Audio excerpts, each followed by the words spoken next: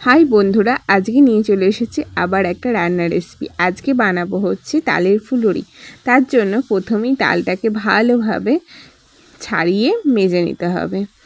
ভালোভাবে মেজে নেওয়ার পর তালের মাইটার ভেতরে এবার দিয়ে দেওয়া হবে চালের গুঁড়ি। 1-1.5 বাটি মতো চালের গুঁড়ি দেওয়া হয়েছে। তারপর দেওয়া হবে এতে আটা।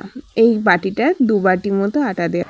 এরপর অ্যাড করা হচ্ছে আখের গুড়। আপনারা যতটা পরিমাণ মিষ্টি পছন্দ করেন, আমাদের বাড়িতে মিষ্টি প্রচুর পরিমাণে খাওয়া হয়, সেই জন্য প্রায় 500 গুড় এখানে দেওয়া হয়েছে। এরপর দেওয়া হচ্ছে মৌরি। তো ভালোভাবে এই মিক্সারটাকে ভালো করে মিশিয়ে নিতে হবে। মেশানো হয়ে গেছে। এবার এর মধ্যে দিয়ে দেবো হচ্ছে কালো জিরে।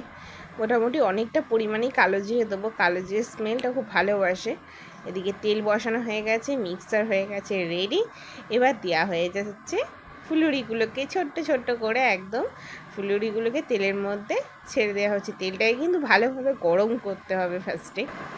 এরপর ভালোভাবে ফুলুরিগুলোকে লাল লাল করে ভেজে নিয়ে তুলে নেওয়া হচ্ছে। বেশ অনেকগুলি আগে ভাজা হয়ে গেছে, এটা সেকেন্ড খোলা। তারপরে আমরা কিন্তু ঠাকুরকে না দিয়ে কিন্তু খাবোই না, রাধাকৃষ্ণকে দিয়ে তারপর আমরা ভোগটাকে গ্রহণ করব।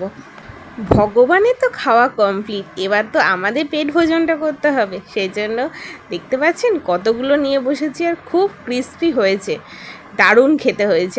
আপনারা এভাবে বানিয়ে দেখবেন, খুব ভালোভাবে খেতে হবে। ঠিক আছে, আজকের ব্লগটা এখানেই শেষ করছি। Tata, bye bye.